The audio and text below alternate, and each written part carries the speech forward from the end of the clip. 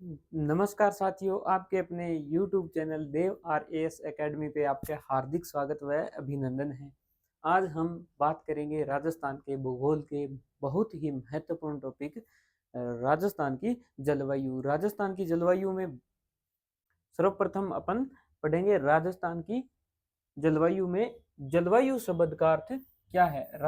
जलवायु जलवायु की बात करें तो पृथ्वी के चारों ओर यानी पृथ्वी के चारों ओर पाए जाने वाले वायुमंडल की दीर्घकालीन घटनाओं को क्या कहते हैं? जलवायु कहते हैं। दीर्घकालीन घटनाओं का मतलब क्या हुआ भी? इसका निर्धारण 30 से 35 यानी दीर्घकाल में किया जाता है। दीर्घकाल 30 से 35 वर्ष के अंदर औसत घटनाओं के आधार पर किसका निर्धारण किया जाता है? जलवायु का निर्धारण किया जाता है। ठीक है। जलवायु की बात करें तो शब्द कौन सा है? ग्रीक भाषा का क्लाइमा, क्लाइमेट यानी क्लाइमा शब्द से बना हुआ है। राजस्थान की जलवायु कैसी है भाई? बात करें अपने राजस्थान की जलवायु, राजस्थान में कर्क रेखा दक्षिण से होकर गुजरती है। डूंगरपुर और बांसवाड़ा जिलों के मध्य से होकर गुजरती है। कौन सी? कर्क रेखा।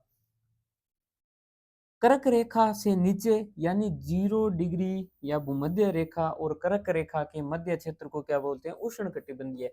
सूरज की किरणें कभी न कभी यहाँ सीधी अवश्य पड़ती है, तो क्या बोलते हैं इसको? उष्ण कटिबंधीय, यानी गर्मी रहती है यहाँ पर। फिर उसके बाद शीतोष्ण कटिबंधीय क्षेत्र कहाँ से कहाँ तक आएगा? 23.5 से 66.5 के बीच में अपने क्या बोलेंगे?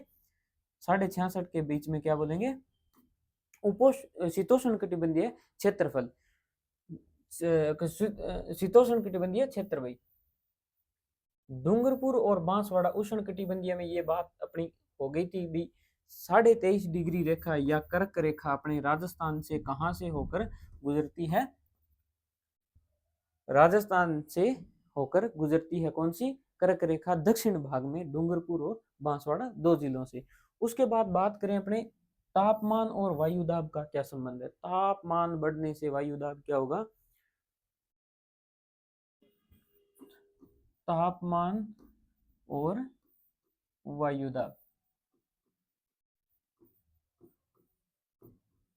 तापमान और वायुदाब का संबंध हमेशा क्या होगा? विपरीत संबंध होगा। विपरीत कैसे? अगर तापमान बढ़ा तो वायुदाब क्या होगा? कम। अगर तापमान कम तो वायुदाब क्या होगा? अधिक होगा। और हवा हवा की जो होती है ना दिशा, वो क्या होता है?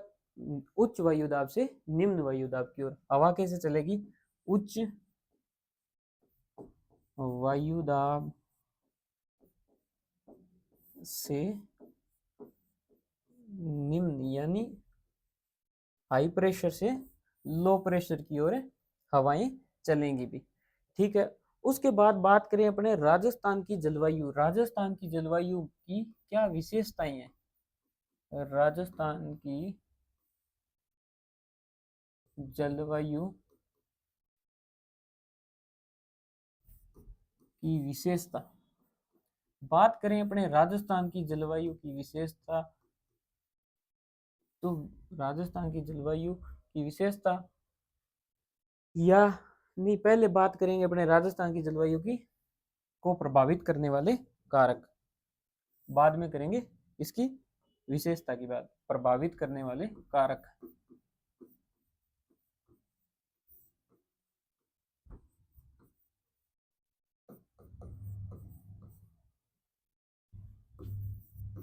राजस्थान की जलवायु की बात करें तो पहला कारक होगा अक्षांशीय स्थिति।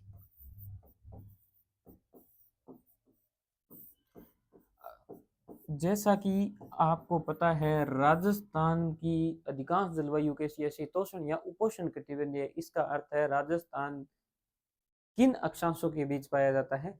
23.5 डिग्री उत्तरी अक्षांश से 23 डिग्री 3 मिनट उत्तरी अक्षांश से 30 डिग्री 12 मिनट उत्तरी अक्षांश के मध्य पाया जाता है। अगर राजस्थान की बात करें तो राजस्थान के दक्षिण में कौन सा अक्षांश स्थित है? कौन सा है भाई? 23 डिग्री 3 मिनट। और बात करें उत्तरी, सबसे उत्तर में है 30 डिग्री 12 मिनट उत्तरी अक्षांश।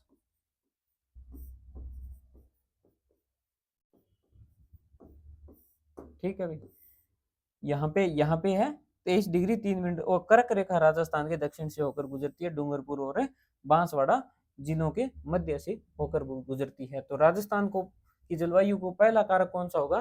पहला कारक होगा राजस्थान की अक्षांशीय स्थिति। दूसरा समुद्र से दूरी। बात करें दूसरे कारक की तो दूसरा होगा समुद्र से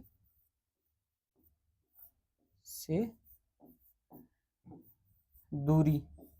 बात करें अपने तीसरे समुद्र से दूरी, समुद्र से राजस्थान लमसम 300 किलोमीटर दूर है। 300 किलोमीटर दूर होने का अर्थ है यहाँ पे महाद्वीपीय जलवायु पाई जाती है। भी कौन से प्रकार की? महाद्वीपीय जलवायु पाई जाती है। राजस्थान की जलवायु को प्रभावित करने वाले तीसरे कारक की बात करें तो है पर्वतों की दिशा या पर्वत की दिशा। पर्वत की दिशा या अरावली की दिशा।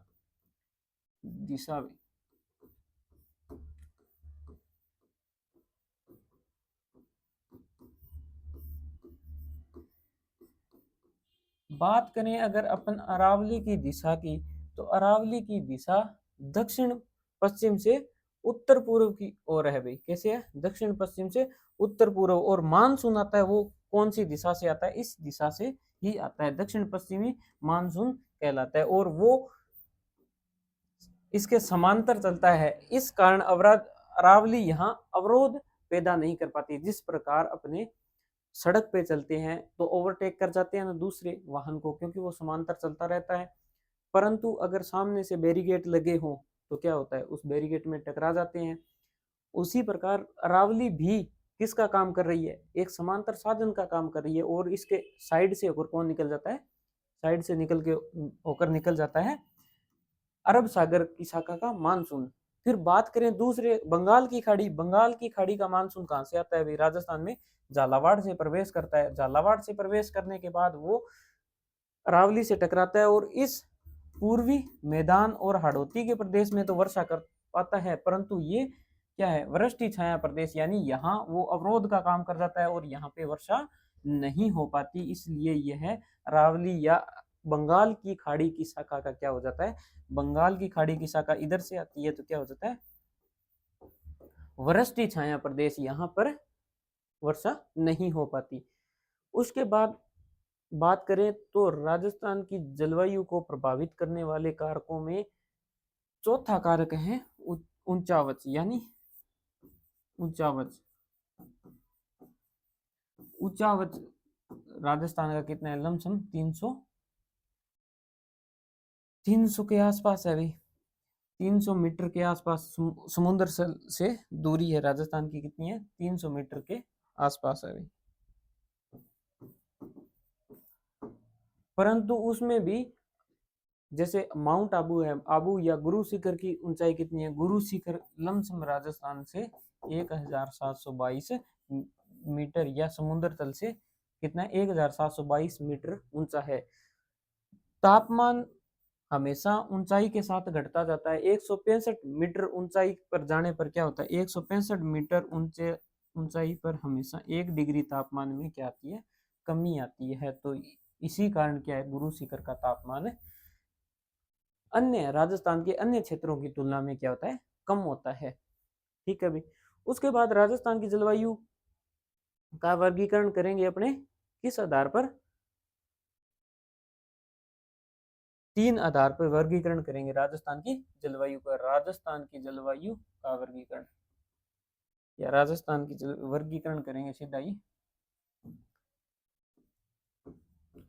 वर्गीकरण पहला है सामान्य वर्गीकरण। सामान्य वर्गीकरण। दूसरा है व्यक्तिगत वर्गीकरण।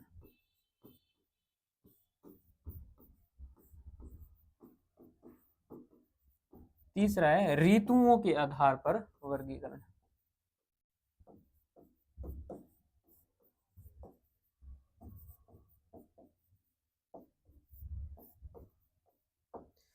बात करें अपने सामान्य वर्गीकरण की। सामान्य वर्गीकरण में बात करेंगे पहले टाइप की, पहला टाइप कौन सा होगा भाई? सामान्य वर्गीकरण में पहला टाइप होगा शुष्क जलवायु प्रदेश।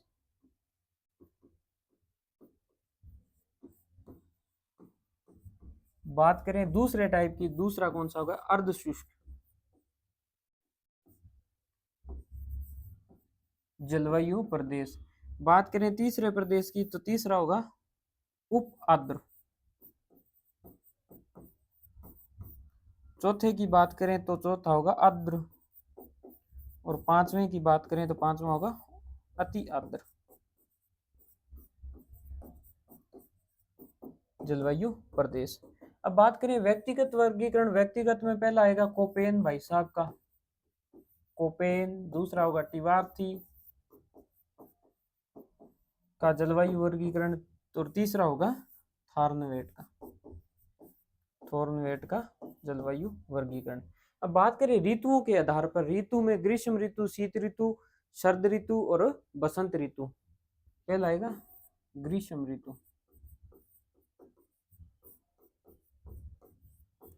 दूसरा आएगा ग्रीष्म ऋतु,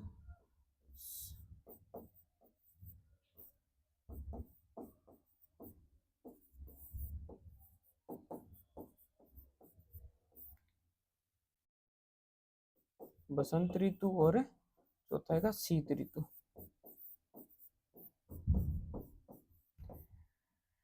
सामान्य वर्गीकरण को 5 आधार पर पढ़ेंगे अपन, व्यक्तिगत वर्गीकरण को 3 आधार पर, और ऋतुओं के आधार पर वर्गीकरण को 4 भागों में पढ़ेंगे। उसके बाद बात करते हैं अपने पहले वर्गीकरण के आधार पर। पहले वर्गीकरण के आधार पर पढ़ेंगे राजस्थान की जलवायु को 5 भागों में बांटा गया है, सामान्य आधार पर 5 भागों में बांटा गया है, और जिसका आधार क्या है? वर्षा है। वर्षा को आधार मानकर, यानी वर्षा ही इसका आधार होगी। 0 से 20, 20 से 40, 40 से 60, 60 से 80, 80 से 120। जैसे बात करें अपने वर्षा की, तो वर्षा में यहाँ से जैसे 0 से 20 सेमी वर्षा होगी, 20 से 40 होगी, 40 से 60, 60 से 80, 80 से 120 सेंटीमीटर वर्षा होगी भी। जैसे बात करें अपने पहले, यानी शुष्क, फिर अर्ध शुष्क, फिर आर्द्र, अब उपाद्र, फिर आर्द्र और अति आर्द्र। पहला होगा शुष्क, फिर होगा अर्ध शुष्क, फिर उप आर्द्र, फिर आर्द्र, और फिर अति आर्द्र। आधार क्या है इसका? वर्षा या बारिश इसका आधार है। ठीक है, बात करते हैं अपने पहले वर्गीकरण की। पहला वर्गीकरण है शुष्क जलवायु प्रदेश। शुष्क जलवायु प्रदेश को किस आधार पर बांटा है अपनों ने? वर्षा के आधार पर। वर्षा कितनी होगी? 0 से 20 सेंटीमीटर। ठीक है, अगर बात करें जिलों की, जैसलमेर, बीकानेर, गंगानगर, बाड़मेर, बालोतरा, जोधपुर का कुछ भाग, फलोदी, हनुमानगढ़, नागौर, चूरू और चूरू का पश्चिमी भाग। जैसे अपने बात की थी जिलों की, जिले ये यानी राजस्थान के पश्चिम दिशा में स्थित होगा, ये क्षेत्र इसमें आएगा। अगर बात करें इसकी वनस्पति किस प्रकार की होगी, तो वनस्पति होगी इसकी जीरोफाइट या मरुदभिद। दैनिक और वार्षिक तापांतर सर्वाधिक होगा भैया, सर्वाधिक दैनिक और वार्षिक तापांतर। बात करें थे अपने शुष्क मरुस्थल प्रदेश, आधार था वर्षा। वर्षा कितनी होगी? 0 से 20। वनस्पति कैसी होगी? जीरोफाइट या मरुदभिद। दैनिक और वार्षिक तापांतर क्या है? सर्वाधिक पाया जाएगा यहाँ पे। ठीक है, उसके बाद बात करें अपने किसकी? अर्ध शुष्क जलवायु प्रदेश की। जोधपुर का पूर्वी भाग, बालोतरा, गंगानगर, हनुमानगढ़ का कुछ भाग, चूरू, सीकर, झुंझुनू, नीम का थाना, नागौर, डीडवाना, कुचामन। मुख्य रूप से कौन से क्षेत्र आएंगे? मुख्य रूप से वो क्षेत्र आएंगे जिसे अपन अर्ध शुष्क मरुस्थल पढ़ते हैं ना। अर्ध शुष्क मरुस्थल के 4 भाग कौन कौन से हैं? अभी 4 भाग, जैसे गगर का मैदान, शेखावाटी प्रदेश, नागौरी उच्च भूमि, लूणी बेसिन। लमसम वही क्षेत्र किस में आएगा? अर्ध शुष्क जलवायु प्रदेश में आएगा। यहाँ पे वर्षा कितनी होगी? 0 से 40 सेंटीमीटर वर्षा होगी भाई। ठीक है। यहाँ की वनस्पति की बात की जाए, वनस्पति क्या हुई, स्टेपीज प्रकार की वनस्पति। वर्षा की बात कर ली, 20 से 40 सेंटीमीटर वर्षा होगी भाई। फिर आएगा उपाद्र कटिबंधीय जलवायु प्रदेश। उपाद्र में कौन सा क्षेत्र आएगा भाई, उपाद्र में जैसे अपने बात की कि उपाद्र में ये जो लमसम अरावली वाला क्षेत्र है, वो क्षेत्र किस में आएगा, उपाद्र जलवायु प्रदेश में आएगा। मुख्य रूप से अरावली, अरावली प्रदेश है ना जो, वो किस में आएगा, अरावली प्रदेश।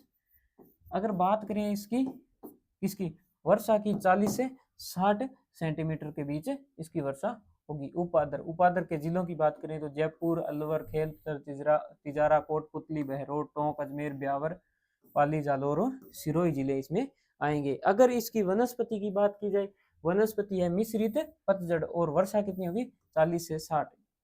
ठीक है। उसके बाद बात करें अपने आर्द्र जलवायु प्रदेश। आर्द्र जलवायु प्रदेश में कौन सा क्षेत्र आएगा, आर्द्र जलवायु प्रदेश में वो क्षेत्र आएगा लमसम किसका, पूर्वी मैदानी प्रदेश वाला, या थोड़ा बहुत हाड़ौती वाला क्षेत्र भी इसमें आ जाएगा भी। जिलों की बात करें, अपने जिलों की बात करें तो जिले होंगे आर्द्र जलवायु में धौलपुर, करौली, सवाईमाधोपुर, भरतपुर, डींग, दौसा, टोंक, बूंदी, कोटा का उत्तरी भाग और भीलवाड़ा, राजसमंद, उदयपुर का उत्तरी भाग। उसके बाद चित्तौड़गढ़, प्रतापगढ़ का उत्तरी भाग। ठीक है। इसकी वनस्पति, वनस्पति होगी मानसूनी पतझड़, मानसूनी पतझड़ वनस्पति होगी। ठीक है। उसके बाद बात करें अपने अति आर्द्र जलवायु प्रदेश। अति आर्द्र में झालावाड़, कोटा, बारां, प्रतापगढ़, डूंगरपुर, उदयपुर, सोलुम्बर का दक्षिणी भाग। वर्षा आपको पता ही है 80 से 120 होगी भी सेंटीमीटर। इसमें क्षेत्र, क्षेत्र की बात करें तो ये क्षेत्र आएगा इसमें हाड़ौती वाला क्षेत्र, डूंगरपुर, बांसवाड़ा, प्रतापगढ़ का कुछ क्षेत्र, उदयपुर का, सिरोही का कुछ क्षेत्र भी इसमें आएगा। आबू वाला क्षेत्र इसी में आएगा भाई। ठीक है। और अगर इसकी वनस्पति की बात की जाए तो सवाना तुल्य वनस्पति पाई जाती है। तो ये बात की अपने इसकी सामान्य जलवायु वर्गीकरण की। सामान्य जलवायु वर्गीकरण का आधार क्या माना, आधार थी वर्षा। ठीक है। उसके बाद क्या है, वर्षा कितनी, शुष्क कटिबंधीय यानी शुष्क कटिबंधीय जलवायु में कितनी, 0 से 20 पश्चिमी मरुस्थल वाला क्षेत्र आएगा। अर्ध शुष्क कटिबंधीय यानी पश्चिमी मरुस्थल में ही। उपाद्र में अरावली वाला क्षेत्र, आर्द्र कटिबंधीय जलवायु में पूर्वी मैदान, अति आर्द्र में हाड़ौती वाला क्षेत्र लमसम आ जाएगा। और इसका आधार का क्या होगा, वर्षा होगी भी। ये था अपना सामान्य जलवायु वर्गीकरण। कल बात करेंगे अपने व्यक्तिगत वर्गीकरण की। व्यक्तिगत में किस, कौन कौन व्यक्ति थे, पहला था कोपेन, फिर टिवार्ती, फिर थार्नवेट। ठीक है भाई, मिलते हैं नेक्स्ट क्लास में, तब तक के लिए धन्यवाद।